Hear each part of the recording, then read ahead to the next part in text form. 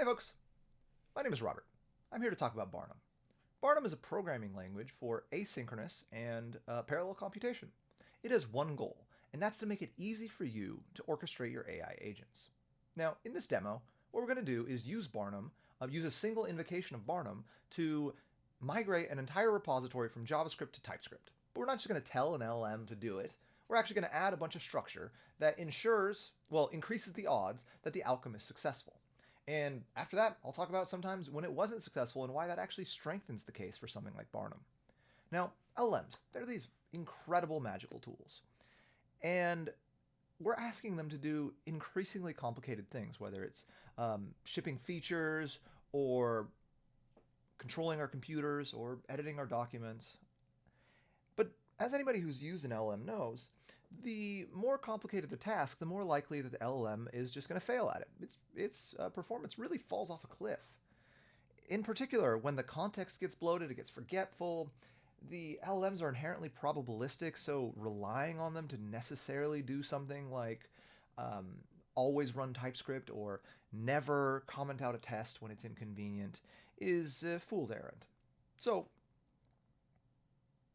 if you're using an LLM, one of the things you might do is the first step is just ask the LLM, hey, implement this feature for me. And that's great. It works for small tasks, but it pretty quickly doesn't scale.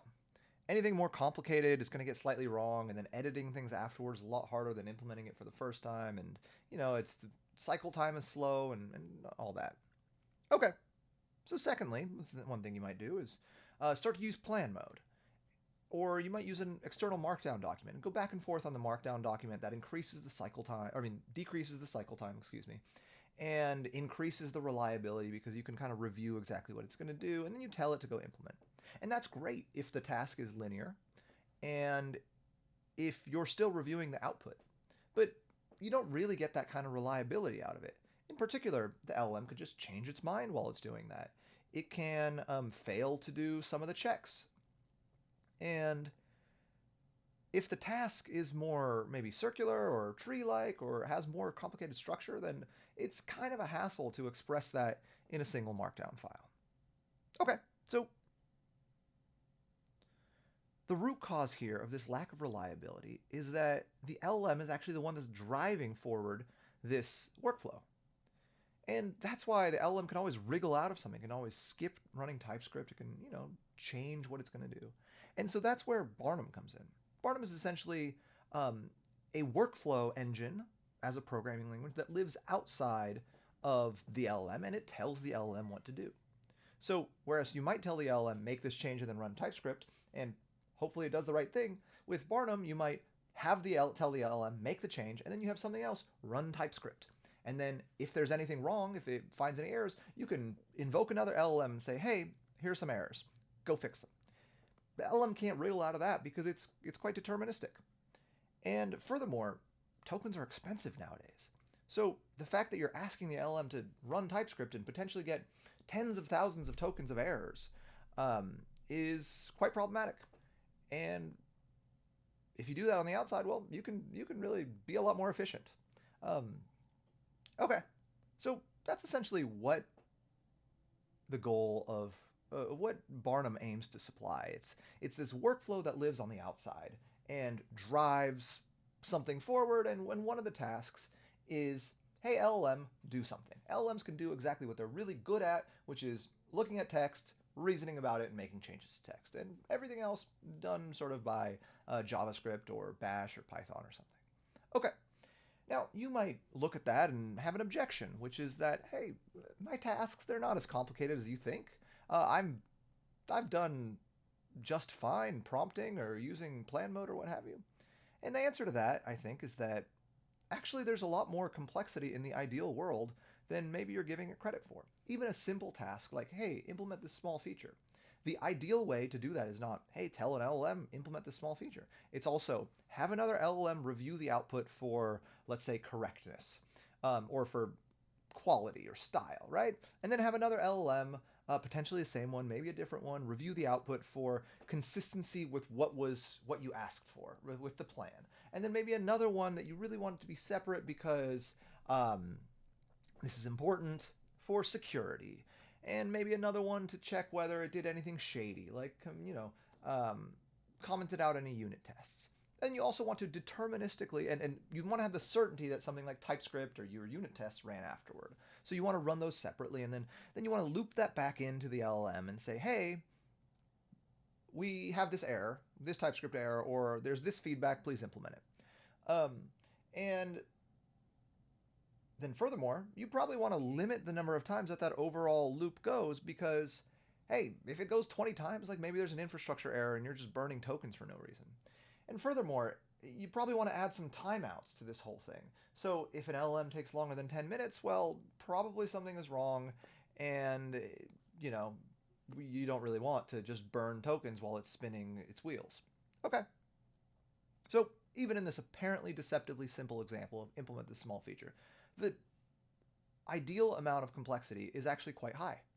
And the reason that you don't do that right now is because that's a hassle to express in Markdown files. And frankly, it's not composable. Like, you can't reuse little bits and pieces if everything is a paragraph. Okay, so that's where Barnum fits in.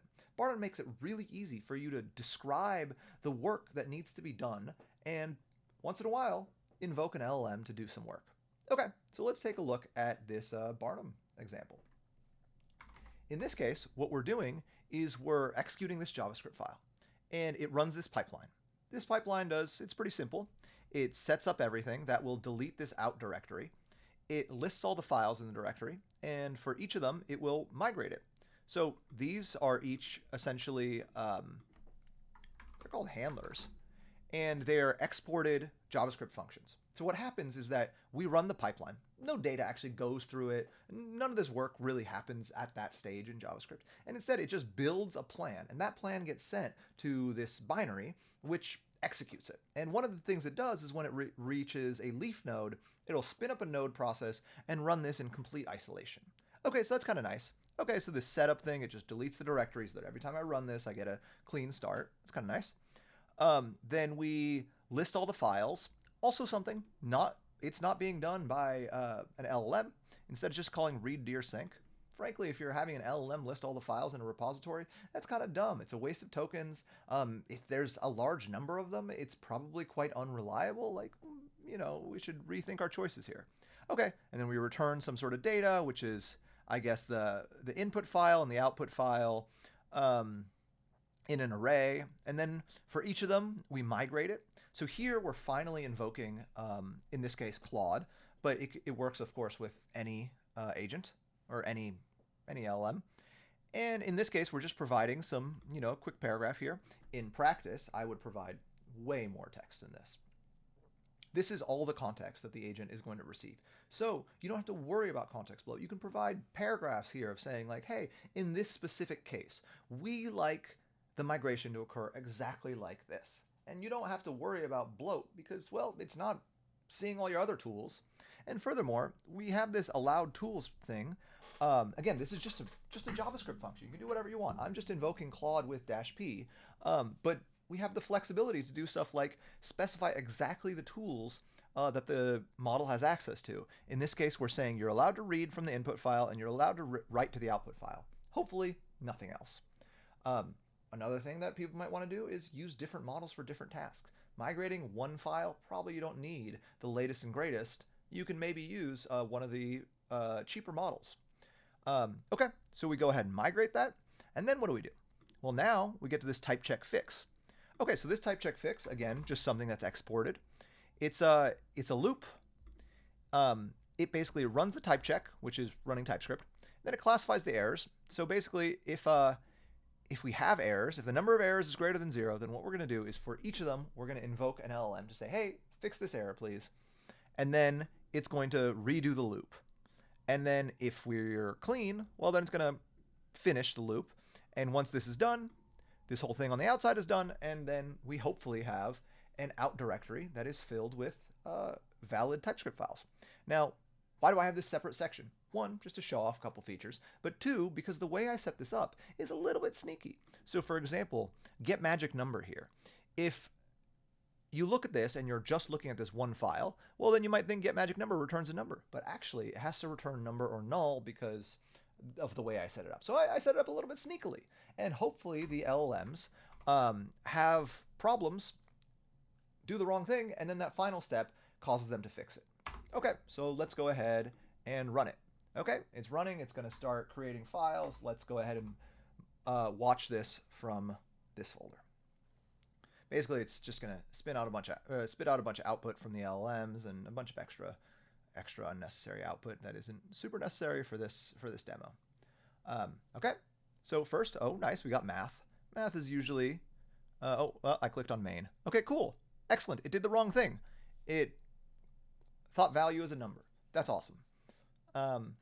And then now it's going to essentially do another step eventually, which is run TypeScript, determine that there are errors, and then try to fix them. Now, one way that this has failed in the past, and maybe it'll fail this time again in the same way, is it fixed this. But then what it did, oh, this time it fixed it correctly. Well, not really. Yeah, okay, cool. It actually did fix it correctly. Another time what it did is just put a bang here and paper over the error. So there are two things that I would do differently. One is I would make sure the prompts are a lot more precise and specific and say, don't do this. And two, I would probably have another step that looked at the changes that we made and asked, hey, did the migration use any of these banned features? Ascasts, bangs, unsafe accesses using square brackets without checking whether the item is in the array, and so on and so forth, or any types. All these things they're escape hatches, and LLMs can use them because they're lazy, and we don't want to allow that. So yeah, anyway, that's Barnum in a nutshell. I really hope you give it a try.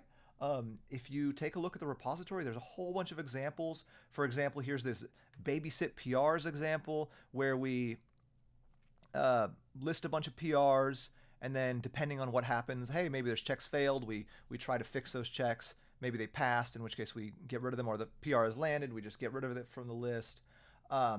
There's also this, let's see, what else we got here? We got identify and address refactors. I actually used something very similar to this to ship several hundred PRs. And yeah, other folks have used Barnum to identify all of the statements in documentation and validate each one. Other folks have used it to remove dead code, code that is dead because we've fully ramped up experiments. Other people have used it to ship automatic migrations. Other folks have used it to do a RAG pipeline. It's actually this really, broadly speaking, general tool. And yeah, I really hope you give it a try. I can't wait to see what you build with it, how you improve your code, and how you make your LLMs 100 times more reliable. All right, thank you.